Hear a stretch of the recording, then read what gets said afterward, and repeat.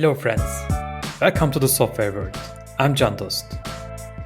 Here I'm on a mission to make connections between the software industry and our individual and unique lives. We all have a common goal of solving problems with software. Whatever happens on our journeys will not stay mysterious anymore.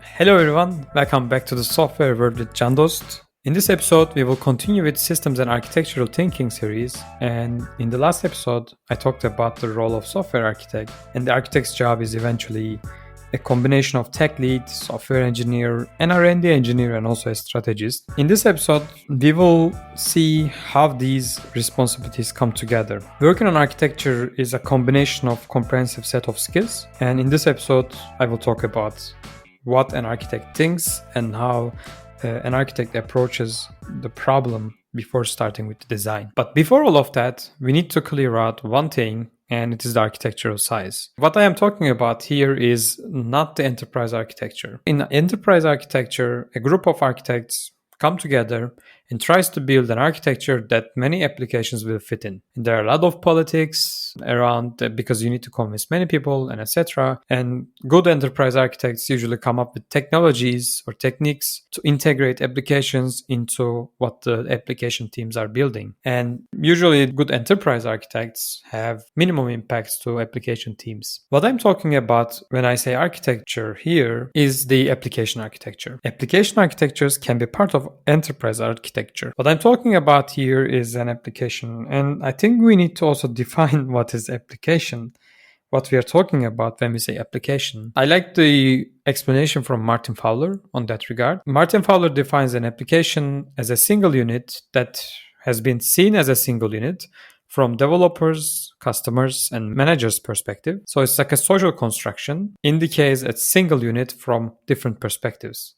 And these many perspectives comes together and builds the social construction and application. So right now we know what an application is and what type of architecture we are talking about.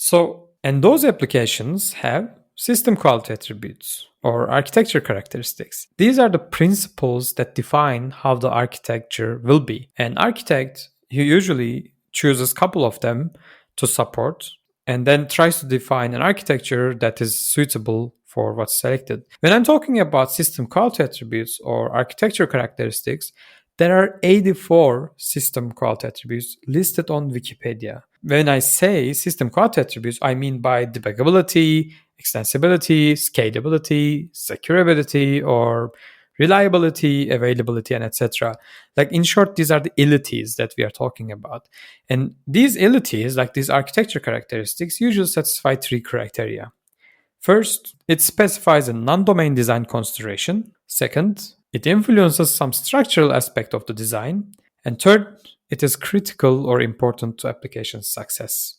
And deciding the most important characteristics of software includes understanding the business requirements, company strategy, and also the team structure. Because we know the Conway's law say any organization that designs a system will produce a design whose structure is a copy of the organization's communication structure. So understanding the team structure and the communication structure is crucial to decide the most important architecture characteristics. But why choosing a couple of characteristics are difficult? So the cases, there are like, as I said, 84 of them, right? And at best, maybe an architect can support a couple of them only. And also some of the characteristics are aggregation of different characteristics or different attributes. And when architect chooses agility, it comes with 7 different attributes together. It's debuggability, extensibility, portability, scalability, securability, testability, and understandability. So think about it. Like an architect chooses an agility as a characteristics of the architecture. Okay, but now an architect needs to support 7 different characteristics as well. The system has to be debuggable and scalable and secure and etc. And this is just one characteristic for whole system. Now, when we think about the parts of systems, there are subsets of these like important parts of the systems. And like, for example, the databases, for databases, the usually important characteristics are reliability, availability, scalability, and recoverability. And on the other hand, there are safety critical systems and those have different characteristics. Like, for example, safety critical systems usually have reliability, availability, maintainability, and safety. And choosing one always is a trade-off and or sacrifice from the another one. For example, performance is a mission critical thing in a software, and an architect wants to add safety characteristics, then most probably the architect will face problems, right? Because let's say if you have a backend system for secure request and response, sometimes you need to do a couple of extra steps to make the application secure. So these steps impacts your performance. So supporting one characteristics, just adding one even, adds more complexity into the architecture. When we think about like all of them, we cannot have the best architecture that supports 84 characteristics, right? There's always a trade-off.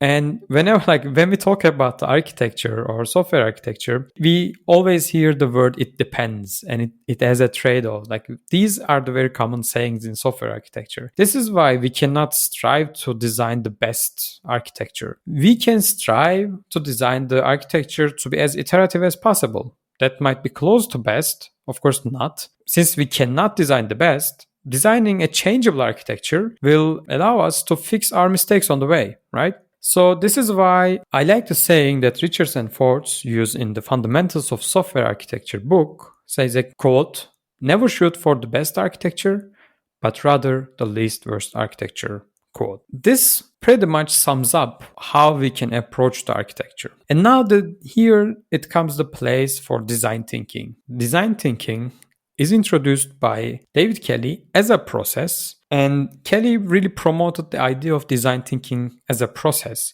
Before, it was always like a different steps, they were like independent from each other. Design thinking process has 5 steps. First is empathize. Second one is define. And third, ideate. Fourth, prototype. And test. In the design thinking, the main idea is having a human-centric design. So we talked about an architecture in a social construction and also many characteristics and etc. So usually software has a human user, right? Anytime we are building a software, we are most probably or majorly thinking about our users, who is going to use that, and usually the humans are using it. Usually. Not always, but usually. That's why like the design thinking has a human-centric idea in the core. Like the designing behaviors and personalities directly in the product. When we think like how we can do this design process, like in these 5 steps, first empathize, time to gather all the requirements and also like the stakeholders together and ponder and comprehend the problem that's on focus. Right? Commencing the designing phase with an empathy through the problem and not the solution keeps the thinking as free as possible. And it also helps in the second phase, in the define. What is the problem statement? Define it, because usually even stakeholders don't know what the actual problem they're trying to solve. That's why it's crucial to have all the context, all the requirements together to define what is the problem we are trying to solve. What is the problem statement? It also helps to brainstorm the next step, ideation, brainstorm the solutions, brainstorm the design. So in the ideation process, getting together with the correct people, an architect, enables an architect to find conclusions to the problem, like generating ideas. If you gather people around you that understands the problem and understands the full context and try to brainstorm and generate ideas, this will help an architect to come up with the solutions or conclusions to the problem. Ideating the possible solutions, yes, more than one, not only one solution, ideating the possible solutions empowers the next step, prototyping and testing. Prototyping and testing is crucial for software architecture. The architect needs to see if it is working or not. Prototyping many solutions is a crucial thing to have an iterative process to see the problems as early as possible. Don't forget, we are always aiming for the least worst one. So we need to cut off at some point and go with it. But there are 2 principles to keep in mind during this design process. The first one is feasibility. Is the solution practical? We are ideating, prototyping, and testing, but is the solution that we found practical? It has to be feasible to be able to use in the software, right? And the other principle is the viability. How is an architecture likely to become a part of a sustainable business model? If an idea or prototype cannot become a part of a sustainable business model, well, there is no point of pursuing it, right? The software architect knows and understands the company's strategy, the goals, and the technical limitations. So the software architect uses this knowledge to help the team to test the viability of the solutions. So software architect's contribution here in the design thinking especially is assessing the feasibility right in the ideation process and helping the teams to fail fast with ideas and solutions that's not possible to implement with the software, and also verify the viability of the solution and assess the testability of generated ideas. We talked about the principles, architecture size, and applications and design thinking, but now we are coming to the part that actually designing the system. What is the process for system design? For system design, I will not get into the technical details